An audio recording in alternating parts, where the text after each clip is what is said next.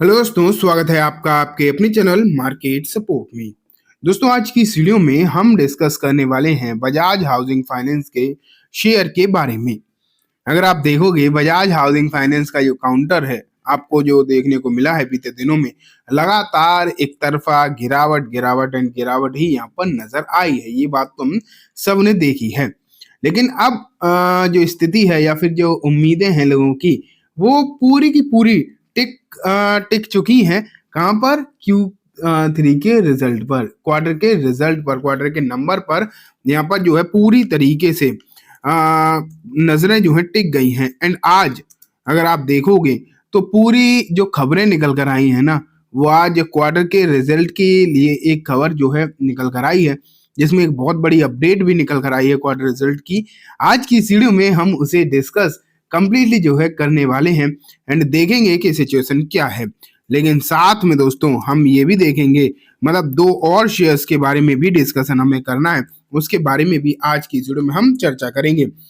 शुरुआत में करूंगा बजाज हाउसिंग फाइनेंस के शेयर से दिखाकर आपको। देखो, 126 रुपए 10 पैसे पर ये काउंटर जो है लास्ट ट्रेडिंग सेशन में बंद होता हुआ नजर आया था।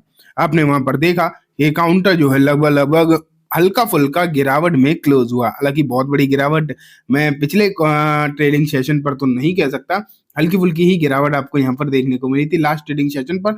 लेकिन आपने ये भी देखा कि गिरावट सिर्फ एक दिन की होती अगर, तो ऐसा कोई खास समस्या नहीं होती।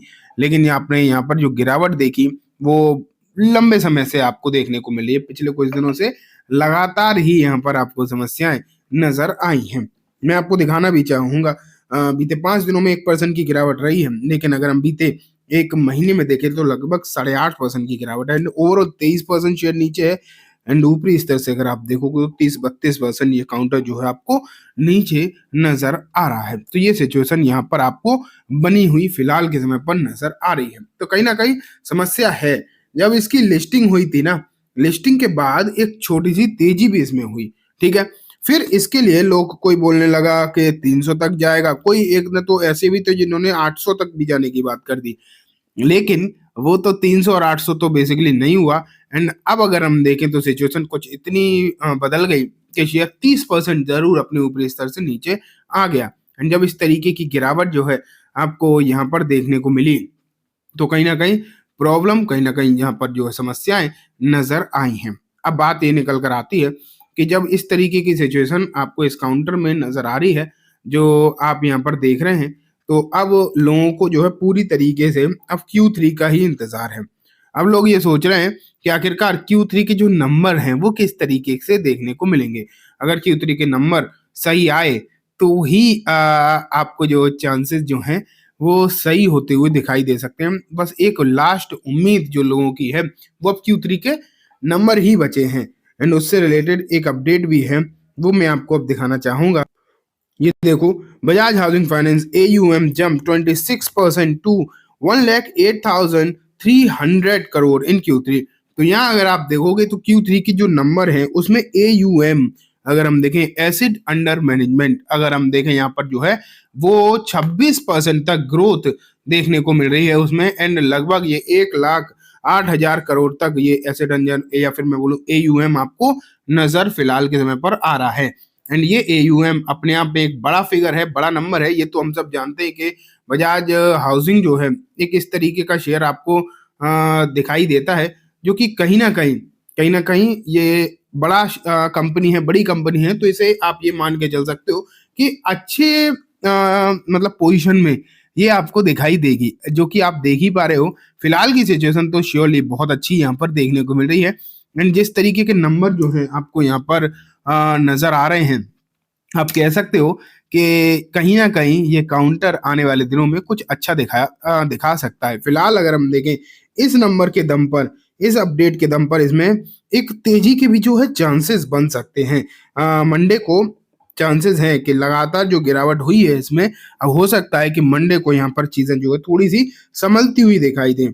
यहाँ पर जो ग्रोथ का नंबर है वो अच्छे है। देखो यहाँ पर लिखा है Bajaj housing finance on Friday reported robust growth for the quarter ended 31 December 24, with its asset under management rising by 26% year on year compare to, यहाँ पर आप देखो 26% तो ईयर ऑन ईयर बेसिस पे बढ़ाई है। वहीं अगर हम देखें सिग्निफिकेंटली क्वार्टरली ग्रोथ अगर आप देखोगे तो वो भी आपको अच्छी खासी देखने को मिली है। यहाँ पर इनके जो लोन डिसबर्समेंट है वो भी आपको बढ़ता हुआ देखने को मिला है। तो अभी भले ही दिक्कतें आपको पिछले कुछ समय में देखने को मिली हों, इसमें तो कोई डाउट नहीं है, पिछले कुछ समय में समस्याएं रही हैं, लेकिन अब अगर आप देखोगे कि यहाँ पर जो नंबर आंकड़े जो निकल कर आ रहे हैं वो श्योरली बहुत अच्छे देखने को मिल रहे हैं। एंड इन आंकड़ों के दम पर सोमवार को ये जो इसमें लगातार गिरावट हो रही है ना पिछले कुछ दिनों से, तो अब हो सकता है यहाँ पर सिचुएशन थोड़ी सी बदलती हुई दिखाई दे। एंड थोड़ा सा माहौल हो सकता है आपको चेंज होता हुआ नजर आए। ठीक है, तो चलो आगे बढ़ते हैं। ये तो चलो हमने कुछ अपडेट्स ही देखे हैं, लेकिन अब कंपनी के जो क्वार्टरली नंबर आ कब रहे हैं ये भी हमें देखना है।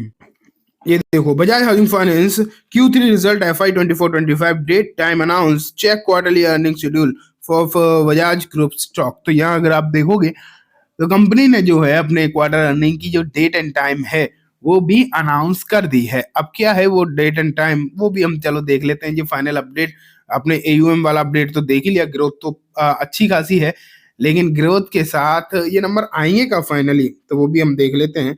तो 1 सेकेंड, यहाँ से आपको मालूम पड़ जाएगा। कंपनी ने 4 जनवरी मतलब आज ही बताया है कि इनके जो डेट एंड टाइम क्या रहने वाली है। ठीक है, थोड़ा सा आगे चलते हैं। ये देखो यहाँ पर लिखा है, in action filing Bajaj housing finance told the brochure that the company's board meeting of director will meet on 27th of January 25 to evaluate and approve unaudited standalone and consolidated financial statement of the quarter and 9 month। तो overall आप कह सकते हो 27 तारीख को इनकी जो है बोर्ड मीटिंग होगी, जहां पर पूरी तरीके से क्वार्टर रिजल्ट को एवोल्यूट किया जाएगा एंड अनाउंस किया जाएगा। ठीक है, तो ये आप यहाँ पर देख पा रहे हैं, ये एक ये अच्छी और बुरी खबर नहीं है, ये एक अनाउंसमेंट है कि 27 जनवरी को आपको यहाँ पर इसके नंबर देखने को मिलेंगे। लेकिन 27 नंबर वो जनवरी को नंबर तो देखने को मिलेंगे, लेकिन नंबर की एक अपडेट तो आपने फिलहाल देख ही ली है कि ग्रोथ नंबर में देखने को मिलेगी। 26% की तो AUM ग्रोथ आपको देखने को मिल ही रही है, एंड आगे और भी ग्रोथ जो है प्रॉफिट वगैरह की ग्रोथ जो है वो भी देखने को मिल सकती है। इस बात के भी जो चांसेस हैं वो भी काफी ज्यादा हाई हैं। ठीक है, तो चलो दोस्तों, आज की वीडियो में बस इतना ही। उम्मीद है वीडियो पसंद आई होगी। वीडियो अच्छी लगी हो तो इसे लाइक करना, चैनल को भी जरूर सब्सक्राइब करना, जाते जाते बेल आइकन भी दबाना, जिससे कि जब भी मैं कोई नई वीडियो डालूं आपके पास नोटिफिकेशन सबसे पहले आ जाए। इन दोस्तों वीडियो सिर्फ और सिर्फ एजुकेशन इन्फॉर्मेशन पर्पज से है, तो इसे किसी भी तरीके की बाइंग सेलिंग की रिकमेंडेशन के तौर पर बिल्कुल भी ना देखें। Thank you.